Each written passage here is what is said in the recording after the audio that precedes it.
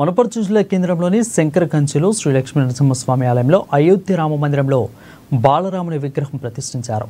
నిజంగా బాలరాముడు రూపంలో గణనాథులు ఉన్నట్లు కాకుండా అయోధ్య రామ మందిరం నుంచి ప్రేరణ పొంది బాలరాముడు రూపంలో తయారు చేసిన గణపతి విగ్రహాన్ని వలక్రాలు, రుద్రాక్షలు, ఖర్జూరాలు, అమెరికా వజ్రాలతో విగ్రహానికి అలంకరించారు.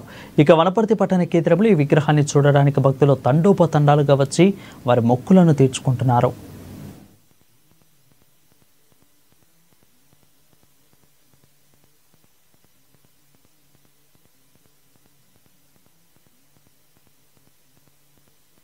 అయోధ్య రామ మందిరంలో గర్భాలయం ఎలాగా ఉండాలో అలాగే అలంకరించి బాలరాముడి రూపంలో గణనాథుని విగ్రహాన్ని ప్రతిష్ఠించడం ఎంతో సంతోషంగా ఉందని ఆలయ కమిటీ సభ్యులు తెలిపారు.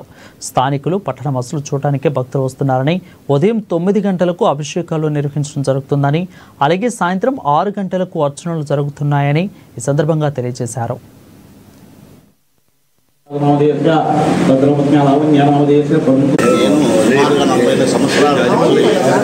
స్వామివారి యొక్క నరసింహస్వామి యొక్క ఆలయంలో అర్చకుల్ని ప్రతినిత్యం కూడా స్వామివారికి నరసింహస్వామి వారికి అభిషేకం మరియు అర్చనా కార్యక్రమాలు మొదలవుతూ ఉంటాయి.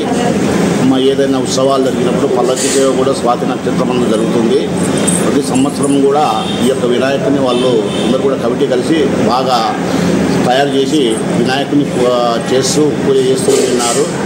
అటు తర్వాత కొన్ని సంవత్సరాలు కొద్దిగా విరమించుకొని మళ్ళీ ఈ సంవత్సరం చేయాలనేటువంటి ఉద్దేశంతో ఈ యొక్క వినాయక స్వామిని వాళ్ళు అందరూ కలిసి ప్రతిష్టాపన జరిగింది.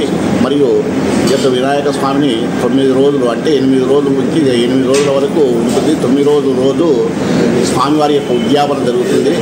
తర్వాత మనకు పౌర్ణమి రోజు గ్రహణం ఉంది కాబట్టి ముందుగా మనం నిమజ్జనం చేసుకోవాలా. అందువలన ప్రతినిత్యం కూడా పూజా కార్యక్రమాలు జరుగుతూ ఉంటాయి. అందరూ కూడా పాల్గొని స్వామివారి యొక్క కృపకు పాత్రని మనం చేస్తున్నాం. అంటే ముందు ఒక 20 సంవత్సరాలు బహు రకరకాల వినాయకులను ప్రతిష్ఠించాము.